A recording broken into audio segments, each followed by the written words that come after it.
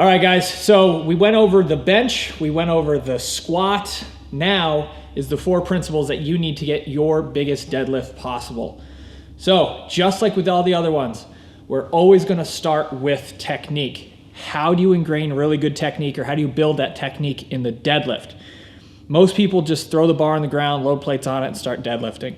But if you're looking to really fine tune your technique, you need to adjust how you do this. So there's 2 ways of doing this. First off, instead of bringing the bar down to the floor, we want to bring it up on blocks. Why is that?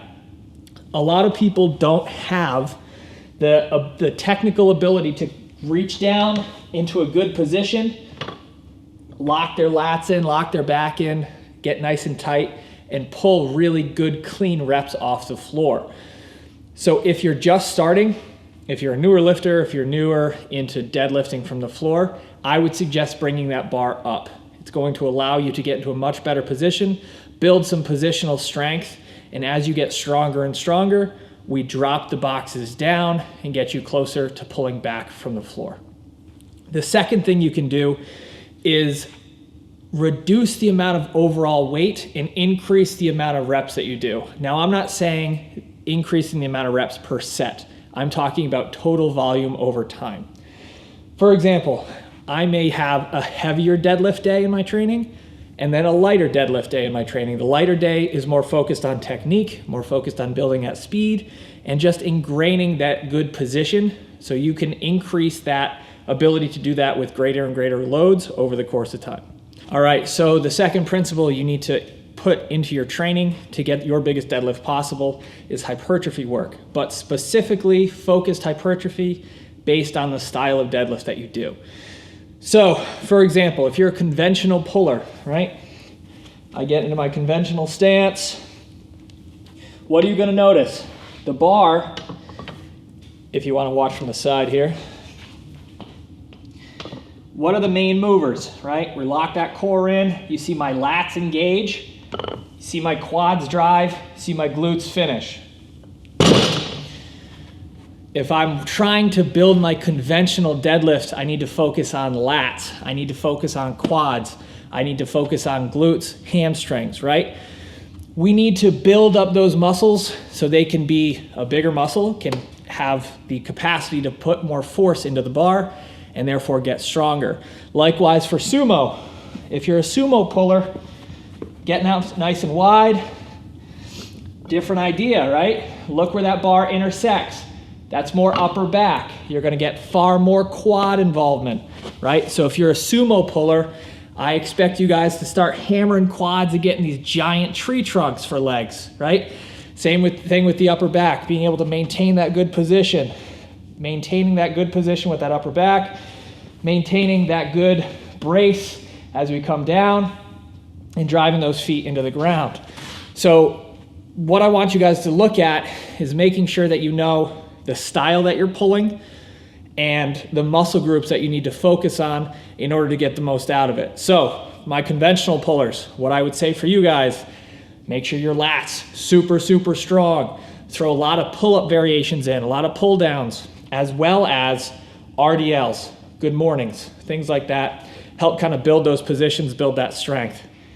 My sumo pullers, quads, quads, quads, right? Building up your quads as big as you possibly can, but also understanding how to create that force into the ground.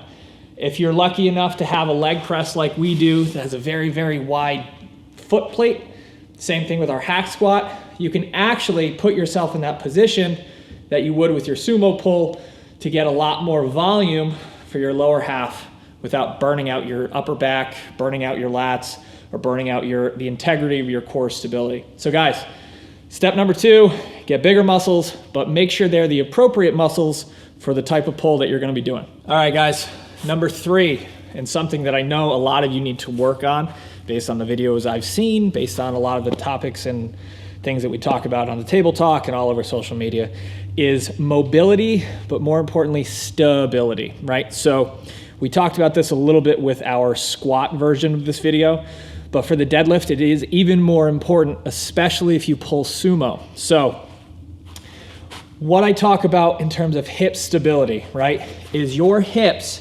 ability to stabilize force through all ranges of motion, right? What we start to notice and what we start to see is that as powerlifters or strength athletes or anybody just training solely with a barbell, is they get really good at bilateral movements. We never spend much time on one leg, and we sure do not spend enough time forcing ourselves and putting ourselves in position where our body has to stabilize on that one leg. What I mentioned in the other video is if you can't stand on one leg, you should probably think about squatting on two, right? So the deficiency from one side to the other can be the difference between you making a lift or even you potentially putting yourself at risk for injury. So the unilateral hip airplanes or lunges or anything where we're kind of working on our ability to maintain good positions, making sure those hips can mobilize and stabilize and get ourselves into good positions is all really important. I've done a video on this with Joey Zatmary when he came out deadlifting. We can put that up above. I'm not going to go into incredible detail here about it because I do far more detail there, but the idea is simple. We need to work that joint through its full ranges of motion and be able to stabilize our own body weight through all ranges on both sides. And what we do is once we can figure out how we do that, we can start loading it with single leg split squats or lunges or any sort of lateral work that you can do. All of it's very, very good, but the idea is very simple. We need to make sure we can get into the appropriate shape in the appropriate position for the deadlift version that we're doing, especially for my sumo pullers, right? If you're finding when you get out wide, your knees are caving in and you don't have the ability to get really, really close to that bar when you pull up, you're not being efficient with the movement and you're putting yourself at risk to potentially hurt yourself or just not make any gains, which both of those situations kind of suck. But my conventional pullers, same thing goes for you. If you're finding you can't hold a good position at the bottom of a deadlift and your tailbone tucks underneath and you kind of look like a sad dog pooping over a fence, we got to work on that, right? We don't need to be super mobile like a yogi with like a leg up over your head, but you need to be able to get into the shapes necessary for your sport so that you can actually progress and put yourself in the most advantageous position to get better and better at your deadlifts. All right, guys, last but not least, just like the other methods that we talked about, just like we did for the bench and the squat, we have overload.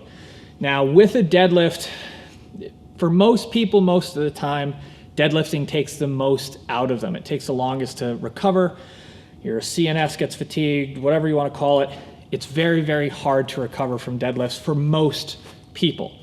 So how do you overload a movement that is already very difficult? Well, we are here in our crazy, super duper Elite FTS Transformer, awesome Autobot Decepticon rack. I don't know. There's just a lot of parts and pieces, and it scares me and excites me all at the same time. But you can do this in any rack that's tall enough. You can use any fine band from elitefts.com. Find all your bands there. They're very, very important. This is called a reverse band, right? So for most people, this may be very, very new. If you're a big conjugate guy, you have probably done this in the past. But the idea is very simple. Just like we were overloading the top of our squat with chains and bands, we are now taking a little bit off the bottom of a deadlift, right? So the hardest position for the deadlift is off the floor.